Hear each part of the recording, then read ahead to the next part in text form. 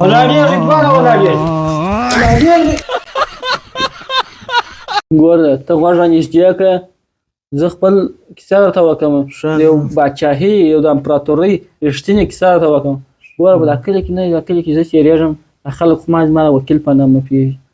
نور هغه هم دونه دغه نه لري دونه معلومات په ما نه لري دونه معلومات لري زما په اړه نه لري چې اوس په ما په اړه هم دی معلومات پیدا کړي دی څنګه سړی دی دی په کور کې څنګه واچوي چې یو څه رقم قهرمان سړی دی ما په اړه خو دونه معلومات نه لري ګوره دونه بچي مې په کور کې چلیږي ته واښه هم چې دا کور ته ورسمه ته واښه هم د هېچا غږ نه وي ګوره کله چې په دا کور کې زه چې ورسمه چې غوښې په دا درختو کې سره ناست وي ته واښه ډېر اواز ماواز ده راګرده بند شي سر یې خلاصېږي دی راغی ته واښه بیا چې د البوځي چې د البوځي زما سره اجازه اخلي چې زه ورته وایم والبوځئ دی البوځي که نه ناست دي دغه مې دا چې غوږې لا دونه زما وامه څه بیرېږي دغه دا سام مې په کور کې پروت ته واښه و او بل ګوره د کلي ملک نه دی دا خو زما پلار دی ښه به پېژنې دا چې د بازار څخه کله روان یې ته واښه بازار چې روان یې معنی مثال خبرې کور ته راسي ته واښه کور راسي خو بازار څخه روان یې خلک یې پر لای سره کوم خدمت کوي لاس په نامه ورته ولاړ ته واښه خو د کلي ملک دی همدی چې کور ته راسي زه په خونه کې بیده یم راسره وټکوي راځه چې راوټکوي که راته وایي اوس په کرار غږ راته وایي وکیل جانه زما د سر تاجه زما نازولې ستا د موټر کیلۍ خو ورته راکړه وایي زه ځم نن هلته په کلي کې غټه غونډه لرمه وایي ځم تر څو دا خلکو ته ځان راپورته کړم ته وایه ستا د موټر کیلۍ راکړه زه څه ورته وایم زه یم اعصاب مه راخرابوه باره مې بیخي زړه پر وسه چې دا کیلۍ وروغورځوم کیلۍ چې وروغورځوم ته واښه باره څه ورته وایم دا موټر سره بوځه بیا د مسکینان دا مه پکښې سپاره وه داسې نه چې باره په موټر زما د پورنر موټر دی زوړ یې پکښې خوړلي پلې یې پکښې خوړلي باره د کار را ایستلی ته واښه باره دی یم وایي سمه ده باره نه زوم د ډېره دغه نه کیلۍ داسې وروغورځوم چې وروغورځوم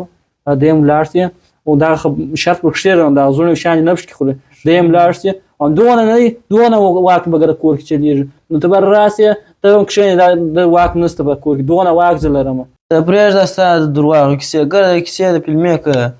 بله ورځ شپېشتې نه وې ریبلې پلار دې مازې به یوه ناره در وکړه بس چمبلان به لاسو خولۍ دې څه شوسه وه ځغاستلې روان وې ته هم وایه داسې واک مې چلېږي داسې د هنر لرمه ستا د پرېږده دلته ناست یې موږ ته ځان غټ غټ که په کور کې ولاکه د یوې روپۍ واک لرې ګونۍ د غره سیلاکه ګونۍ ورشه واکه پسه پورته که راکښته که د یوې روپۍ واک ولاکه لرې ګوره ناکیم دماغ مې نه راخرابوه دا اصل د ما ته چپه ورسته ګډ یې ونه کې د غره څخه ګونۍ راګیره په دې کې څه د ګونۍ خبره شته تا د ګونۍ راګیرم زه اوس تا درواغ وایم په ستا کې دونه کې عقل ستا دونه کې ماغزه سته ستا د لوګاریتم پوهه چیرې وه ستا په سر کې ګسانه لوګاریتم سته نه ته اوس بیا ما دا پوښتنه کوې چې لوګاریتم څه دي یو ځل تا تشریح کوم باره زما اعصاب پاک راخراب کړې ګوره زه دغونه واک لرم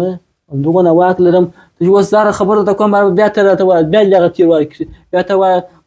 پرون خطا شوی پلار چمپلان پسې غورځول چمپلان یې په لاسو اغوستې وه هغه دا خاطر و چمپلان یې په دا کښلې وه ما دغه بدن ښکلا لپاره مې تمرین کوي چې ما سره دا بدن نه کې جوړ سي نه دی او بل دغسې مثال خبرې تمرین مې کوي نیت مې دی چې یو ممثل د ځان جوړ کړم یو اداکار د ځان جوړ کړم تر څو د فلم د لارې نه دی دغه هېواد ته دغه وطن د خدمت وکړم ته خو په دا نه پوهېږې نو په دغه چمپلان به په لاسو اغوستې وه ځغاستلم دغه ما یو تمثیل صحنه ډکوله نو دلته ما ورته وویل ما د چمپلان افسر راغورځوه ما یو تمثیلي صحنه به ډکه کړو زه به درسته ځغلم لاسونه مې داسې په چمپلان مې په لاسونه اغوستي نو هغه ته وې چې ته دا ستا شپېشتې نه وې ریبلې ګوره تېره ورځ نو درده ته راغلی کله هلته پلار ته مې وویل مال ګوره دلیل مې مال په دوکان کې کښېنه زه په دوکان کې ناست مال په دوکان کې کښېنه مال دغه ته د پورې کور ته مال چې رانسي دغه ټول پورونه چې دي دغه به ژوندونه پوره ورته ویل چې راوړې مال دوکان ټول حسابونه به خلاصوې ما ورته ویلي پر دواړو سترګو الله زه راغلم دلیل مې خپل خوبونه پوره ایله کړل ته واښه والله مې دلیل شکونه وکړله الله کور ته بیده شولم هلته ښه حسابونه خلاص کړي وه بر راغلي بس دغسې مې واک چلېږي نسوار کوتۍ ته په چش پوهېږې ما ایله نسواره په ډېره خطا شوې ده پر ما سترګې غټې غټې که وکیله څه شولې هغه جان ته راځې د بلښت ور واخله ګرده ورځ بېکاره ناست یم ما درته ویل واښه وکړه هغو ته واښه وکړه ګرده ورځ بېکاره یم نور دې د کلي هم بېکاره پر ځان راټول کړي دي دلته یو بېکاره ناست دی بیا دې غټې غټې خبرې شروع کړي دي کور ته د یوې افغانۍ امنیت نه لري هلته چې کښېنې واسه داسې باچا یم یا آغا جان چیرې مې غټې خبرو ته وکړې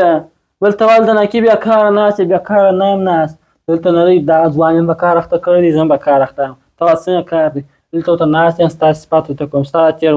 سوی وخت نه دی دا زړورتوب خبرو ته کوم مال دا هغه چې و آغا جان چې و مال دا داسې یو زړور سړی و بل ما ورته مال اوس هم دغه راکړی مال په کلي کې نه دی په کلي کې چې روان شي دا مازې وټوخېږي دا ټوله کوچنیان پوه سي چې هغه دی ملک صاحب را روان دی ما دا ټوله کوچنیان چې ګره په کورونو ننوځي دا ګنې ستا د بهادریو دغه کیسې ورته کوئ ستا صفات مې ورته کوئ تر څو په دا کلي کې ستا نوم در دغه لمن لوړ کړمه ستا صفات مې به دا ورته کوئ نو زه چیرې بېکار ناست یم دا اوس ښه کار مې پسې راخستی دی خدای یم ستا صفات کوم نو ته ولې پر ما هغه جانه لګېږې ولاړ څه درواغ مه وایه ته څه کلیوال ته زما صفات کوې کلیوال ته زه معلوم یم ولاړ څه خپلې شپېشتې دي ورېبه